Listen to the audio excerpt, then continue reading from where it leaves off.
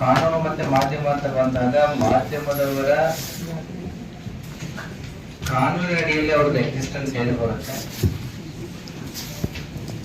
ಮಾಧ್ಯಮದ ವೃತ್ತಿಯಲ್ಲಿ ಇರುವಂತಹ ಇತಿಮಿತಿಗಳು ಏನು, ಮತ್ತೆ ಮಾಧ್ಯಮದವರಿಗೆ ತಾವು ಮಾಡುವಂತಹ ಪ್ರಸಾರ ಮಾಡುವಂತಹ ಬರವಣಿಗೆ ಆಗಿರ್ಬೋದು ಅಥವಾ ಡಿಜಿಟಲ್ ಚಿತ್ರಣ ಆಗಿರ್ಬೋದು ಯಾವ್ದು ಗಮನದಲ್ಲಿ ಇರಬೇಕಾಗುತ್ತೆ, ಮತ್ತೆ ಸಾಮಾಜಿಕ ಜವಾಬ್ದಾರಿಗಳು ಏನೇನಿದೆ, ಸೊ ಇವನ್ನೆಲ್ಲವನ್ನ ನಾವು ವಿಶ್ಲೇಷಣೆ ಮಾಡಬೇಕಾಗುತ್ತೆ. ಸೊ ಫಸ್ಟ್ ನಮ್ಮಲ್ಲಿ ಸಂವಿಧಾನದಲ್ಲಿ ಪತ್ರಿಕಾ ಸ್ವಾತಂತ್ರ್ಯ ಅಂತೇಳಿ ಎಲ್ಲಿ ಮೆನ್ಷನ್ ಮಾಡಿದೆ, ಆದರೆ ಪತ್ರಕರ್ತರಿಗೆ ಆರ್ಟಿಕಲ್ 19(1)(a) ಏನಿದೆ, freedom of speech and expression, walk ಸ್ವಾತಂತ್ರ್ಯ ಮತ್ತು ಅಭಿವ್ಯಕ್ತಿ ಸ್ವಾತಂತ್ರ್ಯವನ್ನು ಕೊಟ್ಟಿದ್ದಾರೆ.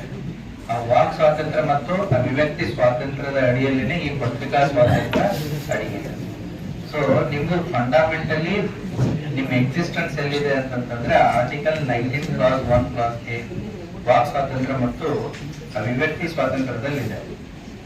ಆದರೆ ಪ್ರಶ್ನೆ ಎಲ್ಲಿ ಬರುತ್ತೆ ಅಂತಂದ್ರೆ ಈ ವಾಕ್ ಸ್ವಾತಂತ್ರ್ಯ ಮತ್ತು ಅಭಿವ್ಯಕ್ತಿ ಸ್ವಾತಂತ್ರ್ಯ ಈ ಆಧುನಿಕ ಕಾಲದಲ್ಲಿ ಡಿಜಿಟಲ್ ಯುಗದಲ್ಲಿ ಸಾಮಾಜಿಕ ಜಾಲತಾಣಗಳ ಅಬ್ಬರದಲ್ಲಿ ಯಾವ ರೀತಿ ಇಂಟರ್ಪ್ರಿಟೇಟ್ ಮಾಡ್ಬೇಕಾಗತ್ತೆ ಅಂತಂದ್ರೆ, ಇತ್ತೀಚೆಗೆ ಐ ಥಿಂಕ್ 2 days ಬ್ಯಾಕ್ ನೀವು ಕನ್ನಡಪ್ರಭ ಯಾರಾದ್ರೂ ಓದಿದ್ರೆ ನಿಮಗೆ ಗೊತ್ತಾಗುತ್ತೆ, Karnataka high court justice Nagaprasanna sir ಅವರು ಇದ್ದಂತ ಬೆಂಚು ಇತ್ತೀಚೆಗೆ ಕೇಂದ್ರ ಸರ್ಕಾರ ಸೋಷಿಯಲ್ ಮೀಡಿಯಾ ಇಂಟರ್ಮೀಡಿಯರೀಸ್ ಅಂತಂದ್ರೆ ಯಾರ್ಯಾರು ಫೇಸ್ಬುಕ್, ಟ್ವಿಟರ್ ಆಗಿರ್ಬೋದು, ಎಕ್ಸ್ ಆಗಿರ್ಬೋದು, ವಾಟ್ಸ್ಆಪ್ ಆಗಿರ್ಬೋದು, ಇವೆಲ್ಲ ಸೋಷಿಯಲ್ ಮೀಡಿಯಾ ಪ್ಲಾಟ್ಫಾರ್ಮ್ಸ್. ಅಲ್ಲಿ ಯಾರೇ ಏನೇ ಬಂದು ಮಾತಾಡಿದ್ರು ನಡೆಯುತ್ತೆ ಅನ್ನೋದು ಕಷ್ಟ.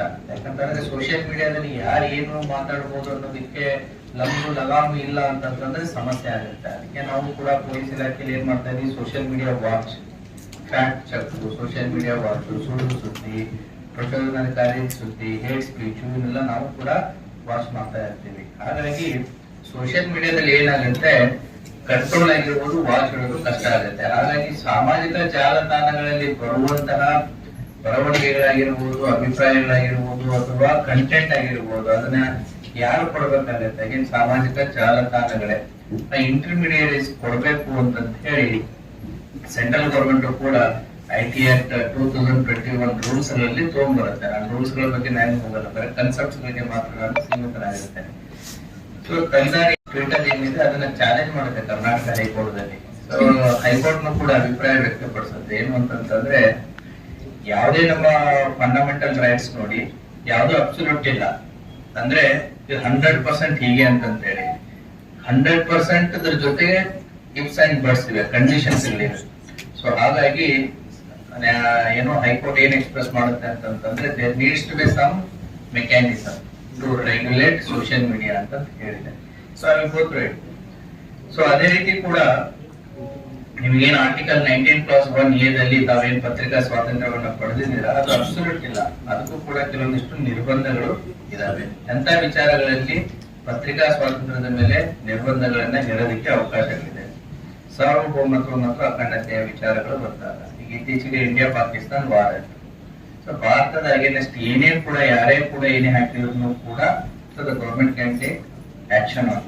ಸೊ ಅಂತ ಭಾರತದ ಅಖಂಡತೆ ಮತ್ತು ಸಾರ್ವಭೌಮತೆಗೆ ಸಂಬಂಧಪಟ್ಟಂತ ವಿಚಾರಗಳು, ರಾಜ್ಯದ ಭದ್ರತೆಗೆ ಸಂಬಂಧಪಟ್ಟಂತ ವಿಚಾರಗಳು, ಉದಾಹರಣೆಗೆ 26/11 ಟೆರರ್ ಅಟ್ಯಾಕ್ ಏನಾಯ್ತು, ಎಲ್ಲಾ ಮಾಧ್ಯಮಗಳು ಏನ್ ಮಾಡ್ತಾ ಇದ್ರು, ನೇರವಾದಂತ ಪ್ರಸಾರವನ್ನ, ಲೈವ್ ಪ್ರಸಾರವನ್ನ ಕೊಡ್ತಾ ಇದ್ರು. ಅದು ಏನಾಯ್ತು, ಏನು ವೈರಿಗಳಿಗೆ ಅದು ಅನುಕೂಲ ಆಯ್ತು. ಏನಿದ್ದಾರೆ ನಮ್ಮವರು, ಏನ್ ನಡೀತಾ ಇದೆ, ಯಾವ ಲೊಕೇಶನ್ ನಲ್ಲಿ ಇದ್ದಾರೆ, ಇನ್ನೂ ಏನು ಗನ್ ಫೈಟ್ ನಡೀತಾ ಇದೆಯಾ, ಅಥವಾ ಏನಾದ್ರು ಬಾಂಬ್ ಬ್ಲಾಸ್ಟ್ ಆಗ್ತಾ ಇದಾವ, ಸೊ ಲೈವ್ ಅಪ್ಡೇಟ್ ಅವ್ರಿಗೂ ಕೂಡ ಸಿಗ್ತಾ ಇತ್ತು. ಇಂಥ ವಿಚಾರಗಳಲ್ಲಿ ಕೂಡ ನಿರ್ಬಂಧಗಳನ್ನ ಹಾಕಬಹುದು. ಭಾರತ ಯಾವ ದೇಶಗಳ ಜೊತೆಗೆ ತನ್ನ ಸ್ನೇಹ ಸಂಬಂಧವನ್ನ ಇಟ್ಕೊಂಡಿದೆ ಆ ದೇಶಗಳ ಬಗ್ಗೆ ನೆಗೆಟಿವ್ ನೆರೇಷನ್ ಮಾಡೋದಕ್ಕೆ ಅದಕ್ಕೂ ಕೂಡ ನಿರ್ಬಂಧಗಳನ್ನ ಹಾಕಬಹುದು. ಅದೇ ರೀತಿ ಪಬ್ಲಿಕ್ ಆರ್ಡರ್ ಅಂತಂದ್ರೆ ಸೊ ಕಾನೂನು ಸುವ್ಯವಸ್ಥೆ, ಈಗ ಜಮ್ಮು ಕಾಶ್ಮೀರದಲ್ಲಿ ಕಲ್ಲು ತೂರಾಟ ಆಗ್ತಾ ಇರ್ತವೆ, ಅಥವಾ ಕಮ್ಯುನಲ್ ಕ್ಲಾಶಸ್ ಆಗ್ತಾ ಇರ್ಬೇಕಾದ್ರೆ ಇಂಟರ್ನೆಟ್ ಸ್ಥಗಿತ ಮಾಡಿರೋದನ್ನ ತಾವು ಕೇಳಿರ್ಬೋದು. ಸೊ ಅದು ಇಂಟರ್ನೆಟ್ ಸ್ಥಗಿತ ಅಂದ್ರೆ ನಿಮ್ಮ freedom of speech and expression ಗೆ ನಿರ್ಬಂಧ ಹಾಕಿದಾಗೆ. ಅದೇ ರೀತಿ ಪರೀಕ್ಷೆಗಳ ಸಂದರ್ಭಗಳಲ್ಲಿ ಮಾಡ್ತಾರೆ. ಅದೇ ರೀತಿ ಈ ನಾರ್ತ್ ಈಸ್ಟ್ ಗಳಲ್ಲಿ ಕೆಲವೊಮ್ಮೆ ಗಲಾಟೆಗಳಾದಾಗ ಇಂಟರ್ನೆಟ್ ಅನ್ನು ಸ್ಟಾಪ್ ಮಾಡುವಂತ ಸಾಕಷ್ಟು ಉದಾಹರಣೆಗಳನ್ನ ನೋಡ್ತೀರಾ. ಸೊ ಅದು ಫ್ರೀಡಮ್ ಆಫ್ ಸ್ಪೀಚ್ ಅಂಡ್ ಎಕ್ಸ್ಪ್ರೆಷನ್ಗೆ ನಿರ್ಬಂಧ, ಬಟ್ ಕಾನೂನಿನಲ್ಲಿ ಅದಕ್ಕೆ ಅವಕಾಶ ಇದೆ. ಅದೇ ರೀತಿ ಸಭ್ಯತೆ ಮತ್ತು ನೈತಿಕತೆ ಬಗ್ಗೆನೂ ಹೇಳ್ತಾರೆ. ಮಹಿಳೆ ಮತ್ತು ಮಕ್ಕಳಿಗೆ ಸಂಬಂಧಪಟ್ಟಂತ ವಿಚಾರಗಳನ್ನ ನೀವು ಪ್ರಚಾರ ಮಾಡಬೇಕಾದಾಗ ಅದಕ್ಕೂ ಕೂಡ ನಿರ್ಬಂಧ ಇರೋದಕ್ಕೆ ಅವಕಾಶ ಇದೆ. ಕಂಟೆಂಪ್ಟ್ ಆಫ್ ಕೋರ್ಟ್, ನ್ಯಾಯಾಲಯದ ನಿಂದನೆ ವಿಚಾರಗಳಾಗಿರ್ಬೋದು, ಮಾನನಷ್ಟ, ಎರಡು ಕ್ರಿಮಿನಲ್ ಅಂಡ್ ಸಿವಿಲ್, ಮತ್ತೆ ಅಪರಾಧಕ್ಕೆ ಪ್ರಚೋದನೆಯನ್ನ ಕೊಡುವಂತಹ ಗೇಟ್ ಸ್ಪೀಚಸ್ ಆಗಿರ್ಬೋದು, ಅಥವಾ ಕಮ್ಯುನಲ್ ಕ್ಲಾಶಸ್ ಗಳಾಗಿರ್ಬೋದು, ಅಥವಾ ಜಾತಿಗಳ ಮಧ್ಯೆ ಕ್ಲಾಶಸ್ ಗಳಾಗಿರ್ಬೋದು, ಎಲ್ಲ ವಿಚಾರಗಳಲ್ಲಿಯೂ ಕೂಡ ನಿಮ್ಮ freedom of speech and expression ಏನಾಗುತ್ತೆ, ನಿರ್ಬಂಧನೆಗಳಿಗೆ ಒಳಗಾಗುತ್ತೆ. This is the foundation. ನಿಮಗೆ ಎಲ್ಲಿದೆ ಅಂತಂದ್ರೆ ನಿಮ್ದು entire roots belongs to the constitution, ಸಂವಿಧಾನ. ಆದ್ರೆ ಇನ್ಫಾರ್ಮೇಶನ್ ಟೆಕ್ನಾಲಜಿ ಆಕ್ಟ್ ಬಗ್ಗೆ ನಿಮಗೆ ಅರಿವು ಇರೋದು ಬಹಳ ಇಂಪಾರ್ಟೆಂಟ್ ಇದೆ. ಒಂದು ಸಂವಿಧಾನದಲ್ಲಿ ನಿಮ್ದು ಹಕ್ಕುಗಳು ಏನಿದೆ ಮತ್ತೆ ನಿಮ್ಗೆ ನಿರ್ಬಂಧಗಳು ಏನಿದೆ ಅಂತ ಗೊತ್ತಾಯ್ತು. ಇನ್ನು IT act, information technology act 2000 ಅಲ್ಲಿ ಜಾರಿ ಬರುತ್ತೆ. ಇನ್ಫಾರ್ಮೇಶನ್ ಟೆಕ್ನಾಲಜಿ ಆಕ್ಟ್ ಅಲ್ಲಿ ಸ್ಟಾರ್ಟಿಂಗ್ ಅದು ಎದಕ್ಕೆ ಸ್ಟಾರ್ಟ್ ಮಾಡಿದ್ರು ಅಂದ್ರೆ ಕಾಮರ್ಸ್ ಮತ್ತೆ ಆಡಳಿತಕ್ಕಂತೇಳಿ ಪ್ರಾರಂಭ ಮಾಡಿದ್ರು. ಬಟ್ ಕಾಮರ್ಸ್ ಮತ್ತೆ ಆಡಳಿತ ಈಗ ಮತ್ತೆ ಹಲವಾರು ಚಾಲೆಂಜಸ್ ಗಳನ್ನ ಕೊಟ್ಟಿದೆ. ಸಾಮಾಜಿಕ ಜಾಲತಾಣಗಳು ಬಂದವು. ಸಾಮಾಜಿಕ ಜಾಲತಾಣಗಳಲ್ಲಿ ಯಾರು ಹೇಗ್ ಬೇಕು ತಮ್ಮ ಅಭಿಪ್ರಾಯಗಳನ್ನ ವ್ಯಕ್ತಪಡಿಸೋದಕ್ಕೆ ಸ್ಟಾರ್ಟ್ ಮಾಡಿದ್ರು. ಉದಾಹರಣೆಗೆ ಬಾಲ್ ಠಾಕ್ರೆ ಅವರು ನಿಧನ ಹೊಂದಿದಾಗ ಮಹಾರಾಷ್ಟ್ರದಲ್ಲಿ ಬಾಂಬೆದಲ್ಲಿ ಏನಾಯ್ತು, ಸೆಕ್ಷನ್ 66A ಅಡಿಯಲ್ಲಿ ಪ್ರಕರಣ ದಾಖಲಾಗಿ ಒಬ್ರು ಲೇಡಿನ ಅರೆಸ್ಟ್ ಮಾಡ್ತಾರೆ. ಸೊ ಅದು ಅಪ್ ಟು ಸುಪ್ರೀಂ ಕೋರ್ಟ್ ಹೋಗ್ಬಿಟ್ಟು ಏನು ಅದು ಜಜ್ಮೆಂಟ್ ಬರುತ್ತೆ. ಸೆಕ್ಷನ್ 66A ಏನ್ ಹೇಳುತ್ತೆ ಅಂತಂದ್ರೆ, ಆನ್ಲೈನ್ ದಲ್ಲಿ ಯಾರೇ ಅಭಿಪ್ರಾಯ ವ್ಯಕ್ತಪಡಿಸಿದ್ರು ಕೂಡ ಆ ಅಭಿಪ್ರಾಯ ನಿಮ್ಗೆ ಇಷ್ಟ ಇಲ್ಲ ಅಂತ ಹೇಳ್ಬಿಟ್ಟು ಕೇಸ್ ಮಾಡಿ ಅವ್ರನ್ನ ಹೊರಗಾಕಕ್ಕಾಗಲ್ಲ. ಸೊ ಅದೊಂದು ಪ್ರೊವಿಷನ್ ಇತ್ತು. ಏನು ಅಂತಂದ್ರೆ ಆ ವ್ಯಕ್ತಪಡಿಸಿದಂತ ಅಭಿಪ್ರಾಯ ಯಾರೋ ಒಬ್ರಿಗೆ ಇಷ್ಟ ಆಗಿಲ್ಲ ಮಾಡಲಿಲ್ಲ ಅಂತಂದಾಗ ಸೊ ಅದ್ರ ಮೇಲೆ ಕೇಸ್ಗಳನ್ನ ಹಾಕಿ ಅವಾಗ ಅರೆಸ್ಟ್ ಮಾಡುವಂತದ್ದು ಒಂದು ಸ್ವಲ್ಪ ಇತ್ತು. ಇದು freedom of speech and expression ಗೆ ಅಡ್ಡಿ ಬರುತ್ತೆ ಅಂತ ಹೇಳಿ ಸೆಕ್ಷನ್ 66A ಅನ್ನ ತೆಗೆದು ಹಾಕಿದೆ. ಅದೇ ರೀತಿ ಕೂಡ IT ಆಕ್ಟ್ ಅಲ್ಲಿ ಕೂಡ ನಿಮ್ಮೊಂದು ಕೆಲವೊಂದಿಷ್ಟು ನಿರ್ಬಂಧಗಳು ಇದೆ, ನಾನು ಹೇಳ್ತೀನಿ ಮುಂದೆ ಬಂದಾಗ. ಅದು ಏನಾಯ್ತು, ಕಾಮರ್ಸ್ ಆಡಳಿತ ಆಯ್ತು, ನಿಮ್ಗೆ ಸಾಮಾಜಿಕ ಜಾಲತಾಣಗಳದ್ದು ಚಾಲೆಂಜ್ ಬಂತು. ಈಗ ಸೈಬರ್ ಫ್ರಾಡ್ಸ್ ಗಳದ್ದು ಕೂಡ ಚಾಲೆಂಜಸ್ ಬಂದಿದೆ. ಹಾಗಾಗಿ IT ಆಕ್ಟ್ ಏನಾಗ್ತಾ ಇದೆ, ಬದಲಾವಣೆ ಆಗ್ತಾ ಇದೆ. IT ಆಕ್ಟ್ ಗೆ ಈ 66 ಯಾವುದು ಸೆಕ್ಷನ್ 66A ನಿಮಗೆ ಸಾಕಷ್ಟು ಮಾಧ್ಯಮಗಳಿಗೆ ತೊಂದರೆ ಕೊಡುವಂತ ಸಾಧ್ಯತೆಗಳಿತ್ತು. ಅದನ್ನ ಸುಪ್ರೀಂ ಕೋರ್ಟ್ ತೆಗೆದು ಹಾಕಿದ ಮೇಲೆ, ಬಟ್ ಇದನ್ನ ಹಾಗೇನು ಬಿಡಕ್ಕಾಗಲ್ಲ. ಸಾಮಾಜಿಕ ಜಾಲತಾಣದಲ್ಲಿ ಯಾರು ಏನ್ ಬೇಕು ಹಾಕಕ್ಕೂ ಆಗಲ್ಲ. ಯಾಕಂತಂದ್ರೆ ದೇಶದ ಐಕ್ಯತೆ, ಸಮಗ್ರತೆ, ಕಾನೂನು ಸುವ್ಯವಸ್ಥೆ, ಇವೇನು 8 ವಿಚಾರಗಳನ್ನ ಹೇಳಿದ್ನಲ್ಲ, ನಿರ್ಬಂಧಗಳ ವಿಚಾರಗಳನ್ನ ಹೇಳಿದ್ನಲ್ಲ, ಈ 8 ವಿಚಾರಗಳ ಬಗ್ಗೆ ಯಾರು ಏನ್ ಬೇಕಾದ್ರೂ ಹಾಕಿದ್ರೆ ನಡೆಯಲ್ಲ. ಅದಕ್ಕೆ ಏನ್ ಮಾಡ್ತು ಅಂತಂದ್ರೆ central government IT rules 2021 amendment ಮಾಡುತ್ತೆ. ಈಗೇನ್ ನಿಮ್ಗೆ ಸಾಮಾಜಿಕ ಜಾಲತಾಣಗಳಿದಾವೆ ಅವರಿಗೆ ಆದಂತ ಸಾಮಾಜಿಕ ಜವಾಬ್ದಾರಿಗಳನ್ನ ಕೊಟ್ಟಿದ್ದಾರೆ. ಫೇಸ್ಬುಕ್ ಆಗಿರ್ಬೋದು, ಟ್ವಿಟರ್ ಆಗಿರ್ಬೋದು, ವಾಟ್ಸ್ಆಪ್ ಆಗಿರ್ಬೋದು, ಯಾರೇನೇ ಕಂಟೆಂಟ್ ಕ್ರಿಯೇಟ್ ಮಾಡಿದ್ರು ಕೂಡ, ಕಂಟೆಂಟ್ ಹಾಕಿದ್ರು ಕೂಡ ತನಿಖಾ ಸಂಸ್ಥೆಗಳಿಗೆ ಹಾಕದವರದ್ದು ಟ್ರೇಸಬಿಲಿಟಿ, ಹಾಕದವರ ಮೂಲ ಏನು ಅನ್ನೋದೊಂದು ಪತ್ತೆ ಮಾಡಬೇಕಾಗಿರೋದು ಆ ಸೋಷಿಯಲ್ ಇಂಟರ್ಮೀಡಿಯೇಟ್, ಸಾಮಾಜಿಕ ಜಾಲತಾಣದ ಮಧ್ಯವರ್ತಿಗಳು ಅಂತ ಇರ್ತಾರೆ. ಅದರಲ್ಲಿನೂ ಕೂಡ ಅವ್ರದ್ದು ಏನು ಗ್ರೀವಿಯನ್ಸ್ ಆಫೀಸರ್ ಅಂತ ಇರ್ತಾರೆ, ಆಮೇಲೆ ಚೀಫ್ ಇನ್ಫಾರ್ಮೇಶನ್ ಆಫೀಸರ್ ಅಂತ ಇರ್ತಾರೆ. ಸೊ ಒಂದೊಂದು ಹೆರಾರ್ಕಿ ಮಾಡಿದ್ದಾರೆ ಇವಾಗ. ಸೊ ಅವರು ಅದಕ್ಕೆ ರೆಸ್ಪಾನ್ಸ್ ಕೊಡಬೇಕಾಗತ್ತೆ ತನಿಖಾ ಸಂಸ್ಥೆಗಳಿಗೆ, ನಮ್ಗೆ ಗೊತ್ತಿಲ್ಲ ಅನ್ನಕ್ಕಾಗಲ್ಲ. ಸೊ ಈ ರೀತಿಯಾದಂತಹ ಬದಲಾವಣೆಗಳು IT ಆಕ್ಟ್ ಅಡಿಯಲ್ಲಿ ಆಗಿದ್ದಾವೆ. ಅದು ಕೂಡ ನಿಮ್ಮ ಗಮನಕ್ಕೆ ಇರಬೇಕಾಗುತ್ತೆ. ನಾನು ಹೇಳಿದ ಒಂದು IT ಆಕ್ಟ್. ನೆಕ್ಸ್ಟ್ ಏನ್ ಬರುತ್ತೆ, ಮಾಧ್ಯಮ ಮತ್ತೆ ಕ್ರಿಮಿನಲ್ ಕಾನೂನು. ನಮಗೆ ಮತ್ತೆ ನಿಮಗೆ ವಿರೋಧ ಹೇಗೆ ಅಂತ. ಸೊ ಕೆಲವೊಂದಿಷ್ಟು ವಿಚಾರಗಳು ನಿಮ್ಮ ಗಮನಕ್ಕೆ ಇರಬೇಕಾಗುತ್ತೆ. ಮುಂಚೆ ಸೆಕ್ಷನ್ 124A ಅಂತ ಇತ್ತು, ಸೆಡಿಷನ್ ಚಾರ್ಜಸ್, ದೇಶದ್ರೋಹ ಅಂತ ಹೇಳಿ.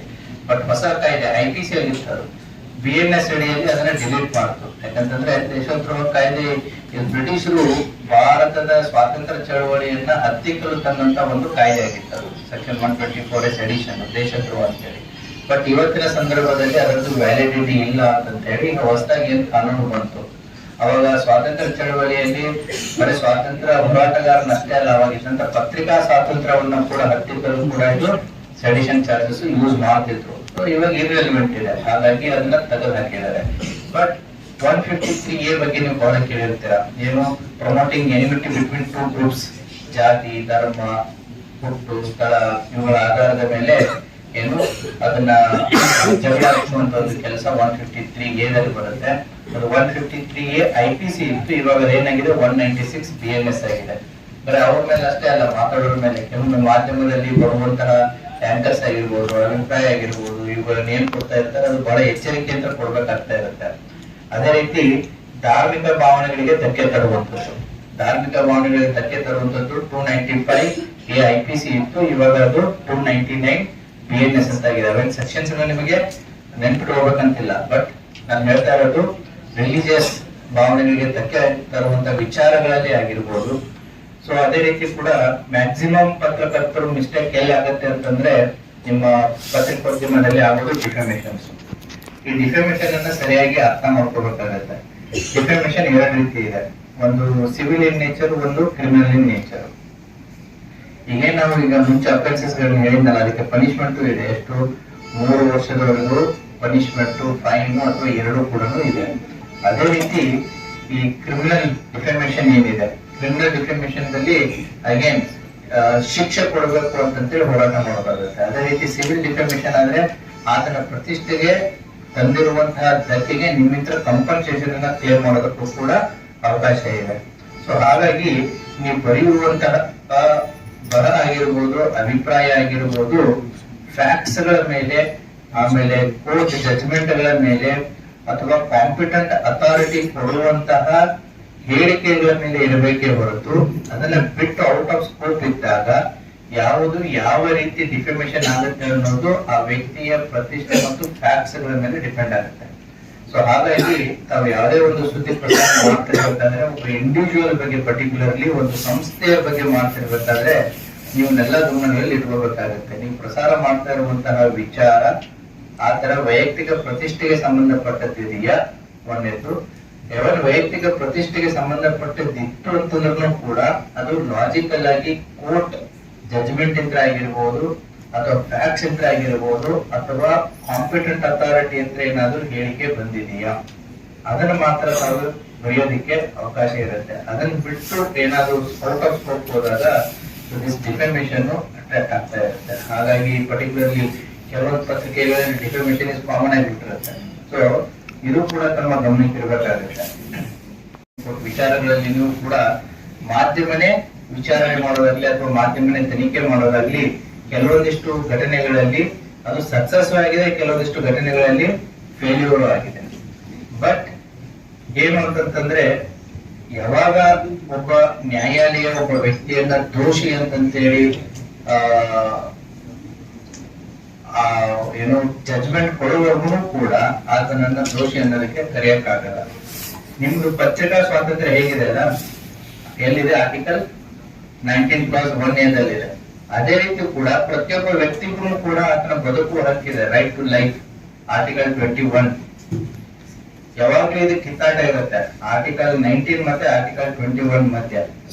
ನನ್ನ ವಾಕ್ ಸ್ವಾತಂತ್ರ್ಯ ಅಂತ ನೀವ್ ಹೇಳ್ತೀರಾ, ನನ್ನ ಅಭಿವ್ಯಕ್ತಿಯ ಸ್ವಾತಂತ್ರ್ಯ ಅಂತ ನೀವ್ ಹೇಳ್ತೀರಾ. ಅಭಿವ್ಯಕ್ತಿ ಬರವಣಿಗೆ, ಚಿತ್ರ ಚಿತ್ರಕಲೆ ಇರ್ಬೋದು, ಪೇಂಟಿಂಗ್ ಇರ್ಬೋದು, ಡ್ಯಾನ್ಸ್ ಇರ್ಬೋದು, ಹೌದಾ, ಮೂಕಾಭಿನಯ ಇರ್ಬೋದು, ಇವೆಲ್ಲ ಅಭಿವ್ಯಕ್ತಿ ಇದರಲ್ಲೇನೆ ಬರುತ್ತೆ. ಅದು ನಿಮ್ಮ ಹಕ್ಕು. ಬಟ್ ನೀವ್ ಯಾರ ಬಗ್ಗೆ ಪ್ರಸಾರ ಮಾಡ್ತಾ ಇದ್ರಲ್ಲ ಅವನಿಗೂ ಒಂದು ಹಕ್ಕಿದೆ ಸಂವಿಧಾನದಲ್ಲಿ, ಬದುಕುವ ಹಕ್ಕು, ಆರ್ಟಿಕಲ್ 21. Fundamental right. ಒಂದು ಫಂಡಮೆಂಟಲ್ ರೈಟ್ ಏನು? ನನಗೆ ಏನು ಕಾನೂನಿನ ಅಡಿಯಲ್ಲಿ ಪೂರ್ವಗ್ರಹ ಪೀಡಿತನಾಗಿ ಅಥವಾ ಪ್ರತಿಷ್ಠೆಗೆ ಹಾನಿಯಾಗಿ ಅಥವಾ ತನಿಖೆಗೆ ಅಡ್ಡಿಯಾಗದೇ ರೀತಿ, ಹೌದಾ, ತಾವು ಕೈಗೊಳ್ಬೇಕಾಗತ್ತೆ. ಅಂತಂದ್ರೆ ಒಬ್ಬ ಯಾವುದೇ ವ್ಯಕ್ತಿ ಆರೋಪಿ ಆಗಿರ್ಲಿ ಅಥವಾ ಅಕ್ಯೂಸ್ ಆಗಿರ್ಲಿ, ಏನೇ ಆಗಿರ್ಲಿ, ನಿರಪರಾಧಿ ಎಂದು ಭಾವಿಸಲ್ಪಡುವ ಹಕ್ಕು ಅಥವಾ ನ್ಯಾಯಯುತವಾಗಿ ವಿಚಾರಣೆಯ ಹಕ್ಕು ಪಡ್ಕೊಳ್ಳೋದು ಅವನ ಫಂಡಮೆಂಟಲ್ ರೈಟ್. ಸೊ ಹಾಗಾಗಿ ಯಾವಾಗ್ಲೂ ಕಾನ್ಫ್ಲಿಕ್ಟ್ ಇರುತ್ತೆ. ಅದಕ್ಕೆ ನಿಮಗೆ ಕೆಲವೊಂದು ಕಡೆ ಸ್ಟೇ ಸಿಗುತ್ತೆ ನೋಡಿ, ವ್ಯಕ್ತಿಗಳು ಕೋರ್ಟಿಗೆ ಹೋಗ್ತಾರೆ, ಇದನ್ನ ವೈಯಕ್ತಿಕ ಮಾನಹಾನಿ, ಪ್ರತಿಷ್ಠೆ, ಹೌದಾ, ನ್ಯಾಯಯುತವಾದಂತ ಟ್ರಯಲ್ಗೆ ಇದು ಅವಕಾಶ ಕೊಡಲ್ಲ ಅಂತ ಹೇಳಿ